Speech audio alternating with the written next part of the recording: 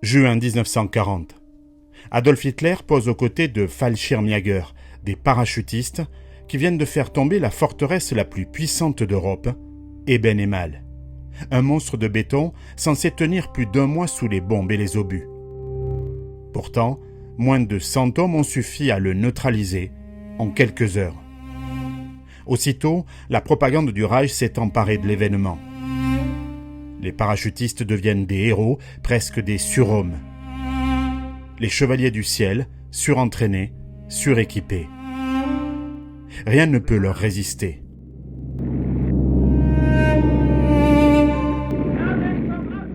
Mais contrairement à la légende, ce n'est pas seulement une victoire allemande.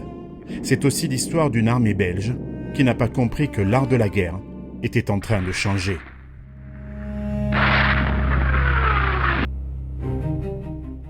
« 10 mai 1940. Depuis des mois et le début de la drôle de guerre, les Alliés attendent l'attaque allemande sur la Belgique. À l'époque, le fort d'Ebenemal est considéré comme la clé de voûte de la ligne de défense belge.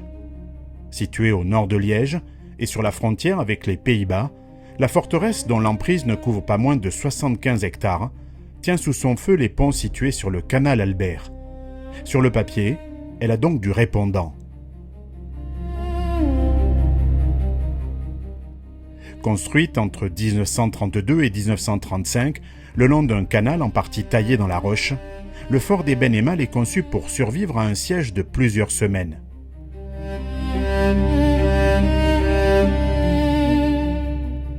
À la surface, 4 coupoles équipées de canons de 120 mm, plusieurs casemates abritant des pièces de 75 mm, plusieurs coupoles d'observation et de mitrailleuses censées stopper les assaillants.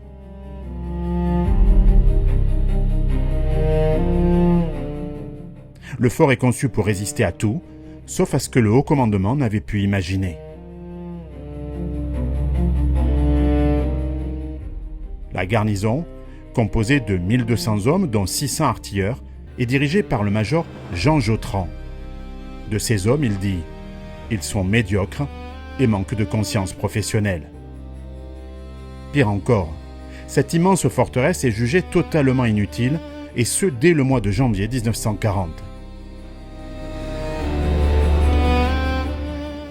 Le 10 de ce même mois, un Messerschmitt Bf 108 est obligé de se poser en catastrophe dans un champ belge. À son bord, 2 officiers allemands et les plans de l'attaque de la Belgique, prévus pour le 17 janvier suivant.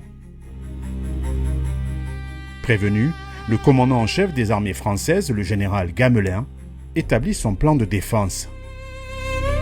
Sa ligne de front doit être la plus courte possible. Elle ira donc du Luxembourg aux Pays-Bas, loin, très loin de Liège et du fort d'Ebenemal, qui devra donc uniquement jouer un rôle de retardateur, comme l'avaient fait avec succès les forts de la région de Liège en 1914. 10 mai 1940. 30 divisions du groupe d'armée B attaquent la Belgique et la Hollande. La 18e armée allemande pénètre aux Pays-Bas tandis que la Luftwaffe pilonne aérodromes et centres de communication. 4000 parachutistes sont largués sur Rotterdam. Le 13 mai 1940, ils seront rejoints par la 9e Panzer. Le 15 mai, l'armée hollandaise capitule.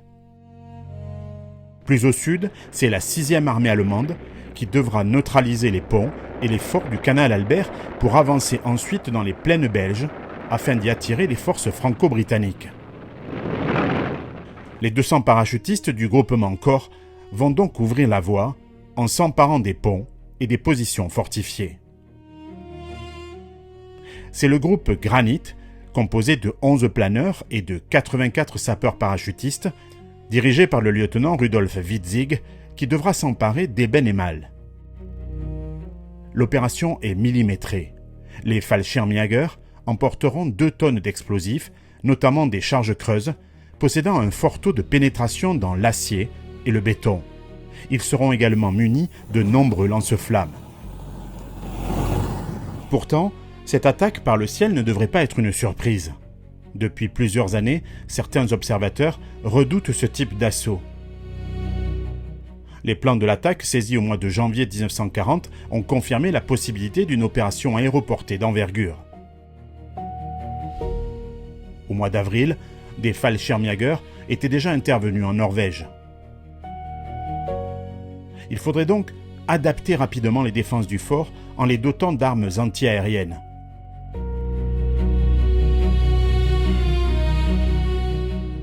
Mais les seuls travaux entrepris concernent la construction d'un terrain de football.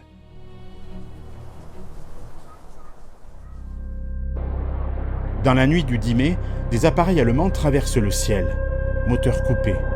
Ce sont des planeurs. En quelques minutes, une poignée d'hommes va faire vaciller tout le système de défense belge. Dans le fort, l'alerte a été donnée dès minuit et demi, 4 heures avant l'assaut.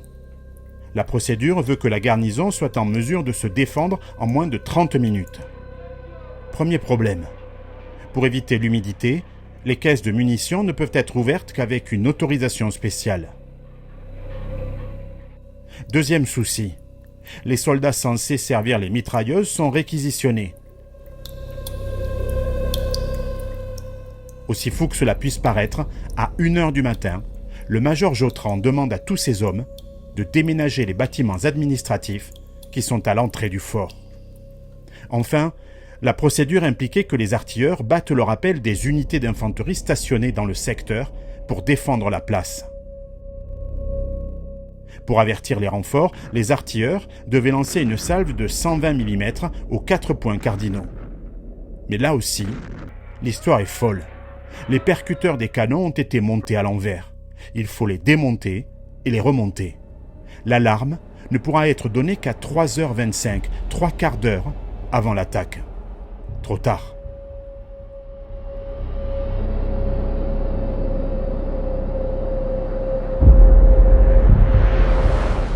Dans la nuit, un soldat belge témoigne « Des avions sont au-dessus de nous, leurs moteurs sont arrêtés. » À 4h10, 9 planeurs sont en approche et de façon assez incroyable, le major Jotran ordonne à ses mitrailleurs de ne pas tirer sans être sûr que ce sont des appareils ennemis. Pourtant, le survol de la forteresse est rigoureusement interdit. Il ne peut donc s'agir que d'avions allemands. Les caisses de munitions ne seront même pas ouvertes. En quelques minutes, les Fallschirmjäger frappent les coupoles d'artillerie avec leurs charges explosives. Les tourelles sautent, les casemates sont neutralisées. À l'intérieur du fort, les défenseurs comprennent mal ce qui se passe. Les explosions viennent du plafond. Psychologiquement, c'est un choc énorme. Les Belges sont préparés à repousser un siège, pas des troupes déjà solidement implantées sur le toit du fort. Les artilleurs ne sont pas formés au combat. La panique gagne. Sous terre, très vite, les communications deviennent chaotiques. Certaines unités pensent que des centaines d'Allemands ont pénétré dans la forteresse. En réalité, ils sont moins d'une centaine. Mais leur vitesse désorganise totalement la défense. Faute de coordination, la contre-attaque de l'infanterie positionnée dans le secteur ne viendra jamais. Pilonnés par les Stuka, déboussolés par la rapidité des assaillants, les soldats belges ne peuvent résister. Pendant ce temps, les autres groupes allemands s'emparent des ponts du canal Albert. Les blindés peuvent désormais entrer en Belgique. En quelques heures, la ligne défensive belge commence à céder.